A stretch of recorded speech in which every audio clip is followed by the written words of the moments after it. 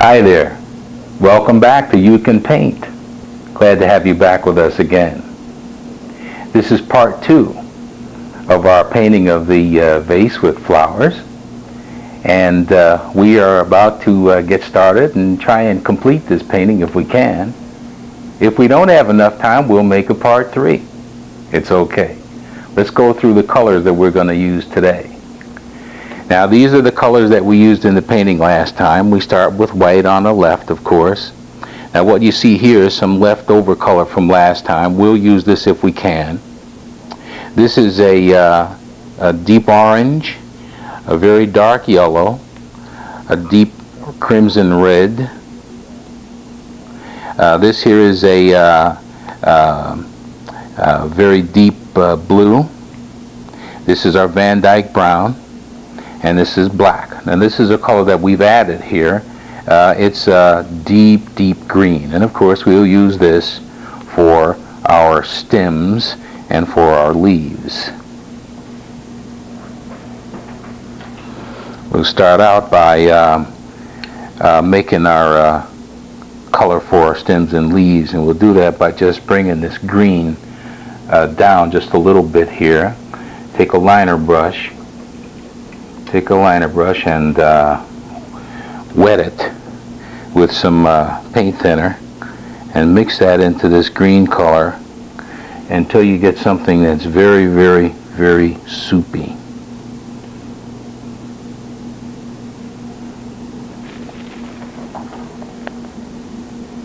Can you see how soupy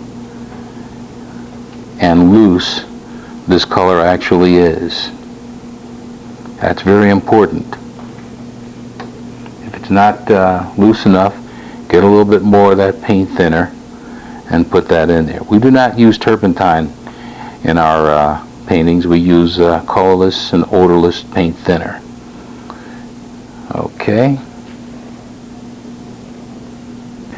Now, let's go right on up here to the canvas and put in some stems. Here's where you're going to have some fun. Now, we want our stems to be flowing, and we want them to more or less cover the top portion of the canvas. This is where our leaves and other foliage is going to be. So let's just let this flow and just let these stems come right out of the brush here.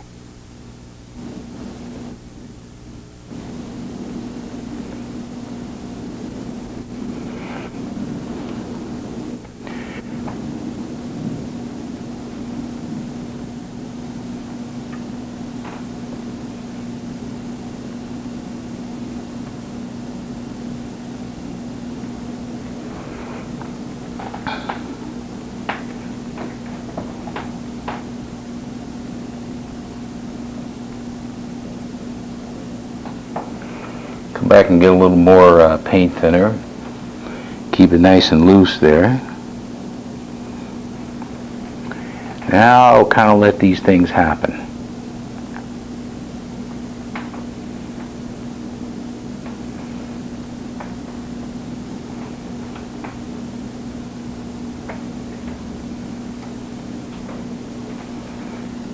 Pick up a little more paint thinner. This gets a little bit interesting, but that's okay. Let's even have a stem down here on the table.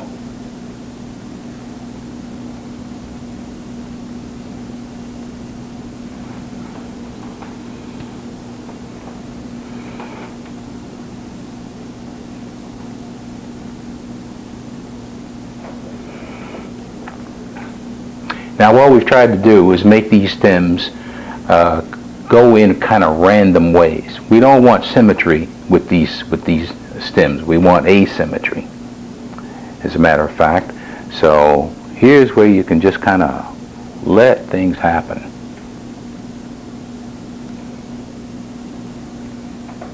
And you can even make some curly cues.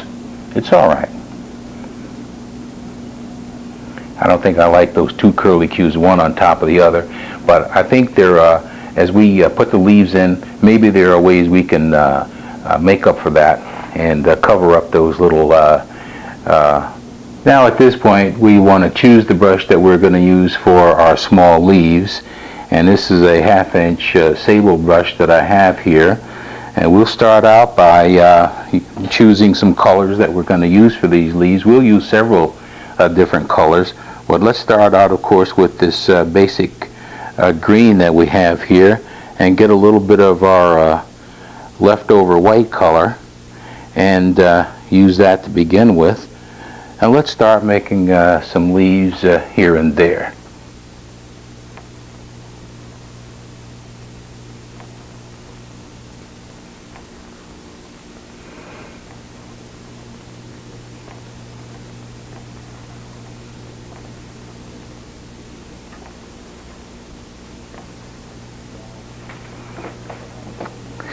Now, perhaps you can see here that these leaves that I'm starting out with are rather light, and they may tend to fade off into the background. If so, that's okay.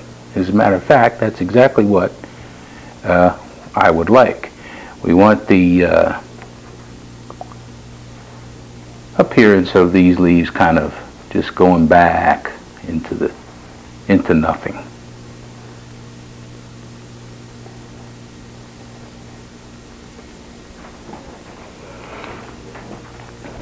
And I think it's all right if they don't show up so much right now. Okay, now what we'll do is come back into that green color, and this time maybe the leaves will be a little darker. It's also okay if these leaves cover one another. Sometimes the leaf is in front, sometimes some leaves are in back. It's all right if you, when you're putting the leaves in, go over leaves that were in the background. It's all right. I can hardly imagine a setup of flowers where each leaf and each flower petal has its own particular portion of the scene. Now what we're going to do is come in close and let you see exactly how these leaves are made.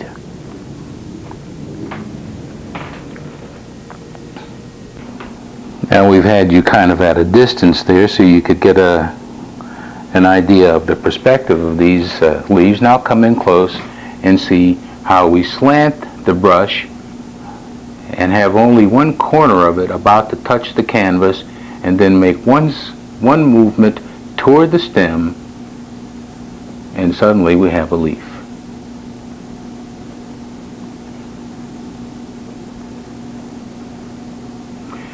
If you practice this technique, you will soon be able to twist the brush at the same time that you stroke it, and you'll be able to make nice looking leaves. Now these leaves have a little touch of that yellow orange color.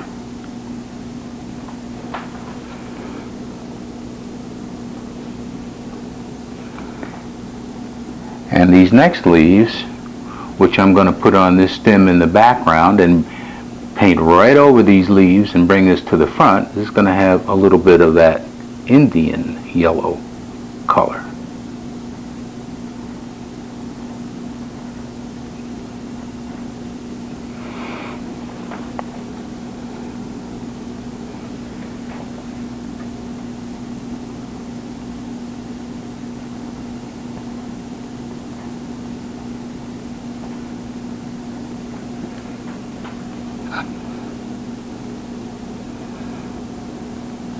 And here's where you can begin to experiment with these different colors.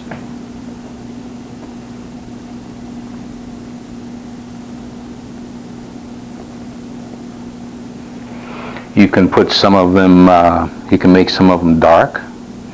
You can make some of them light. But pretty soon you'll be able to make leaves rather quickly.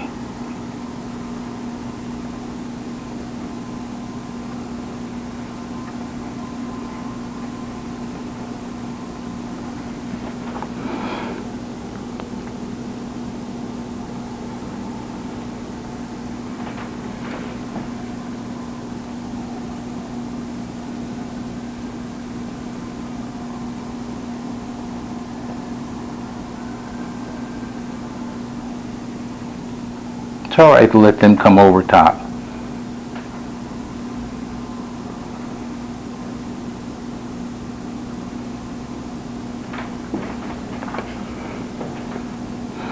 And we can go down here on the bottom on the table, put some leaves on this.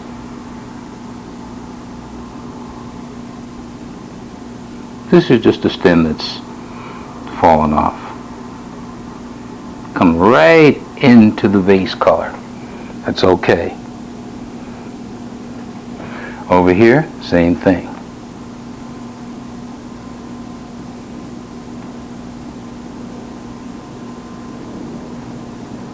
Let it just disappear right into the vase there. Come back and reload. Put a little lighter color in there, a little white.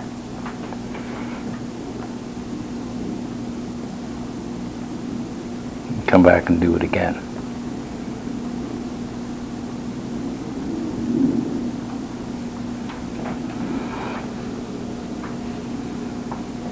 And maybe we can even do some more of that here.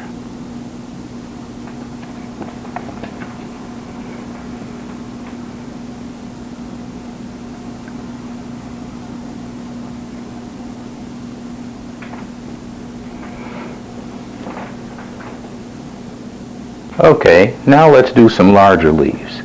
Let's use another kind of brush. This is also a sable brush, which is about 3/4 of an inch wide. And let's see if we can make a different kind of leaf and get you a little bit of experience with doing that. So let's just go right into the green color here and start with that. Now let's see here, where should we put them? This is where you have to make some decisions here. So let's start out by, let's say we're going to use this area right here for some leaves. And we'll do this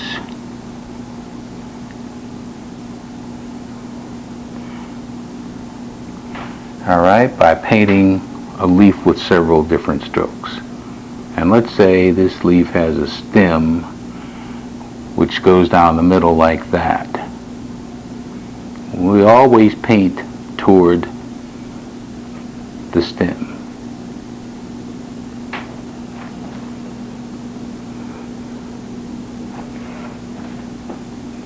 Let's say it goes like this. So we'll paint toward that vein that goes down the middle, like so. And on this one up top here, let's darken that one just a little. Give it a little curly Q there. Go back into our dark paint. Let's try this one over here.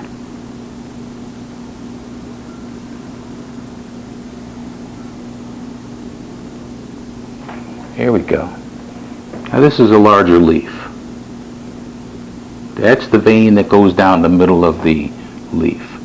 Start at the point, paint back toward that vein, paint the top side, then the bottom, and redo the stem. Let's do another one here.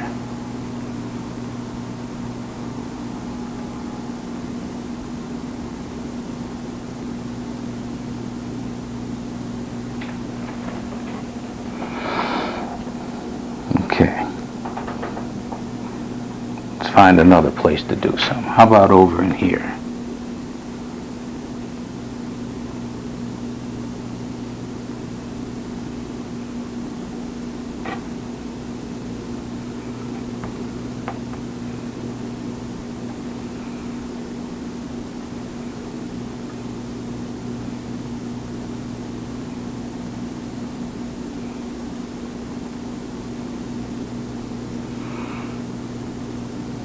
How about this curly Q here?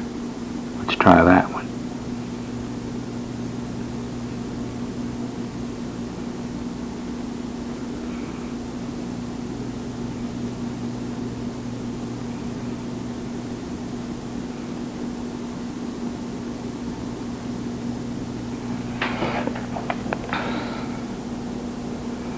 And let's try and balance it out and have some on the other side.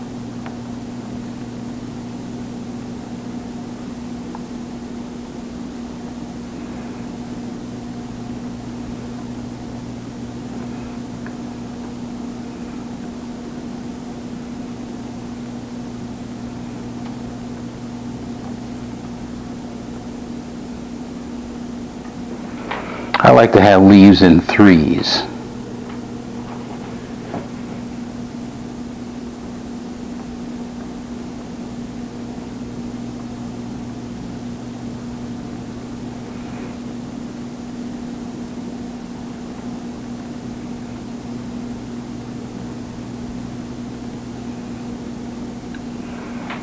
I think we'll leave just two there though.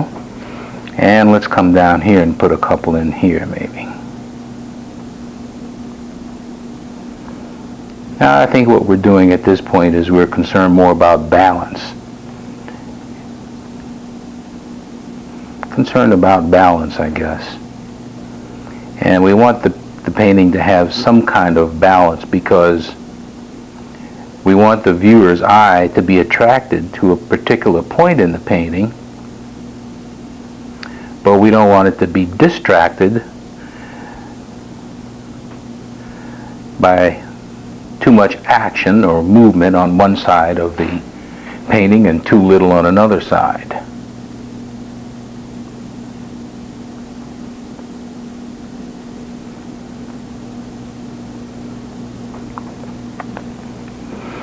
Okay.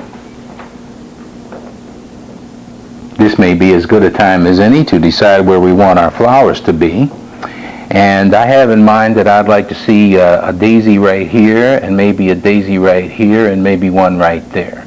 We're going to paint right over top of these leaves that we've put in here, and maybe we'll have one up here. Now remember how I told you it's important to have a dark background in here so our daisies with the white petals will show up well. Let's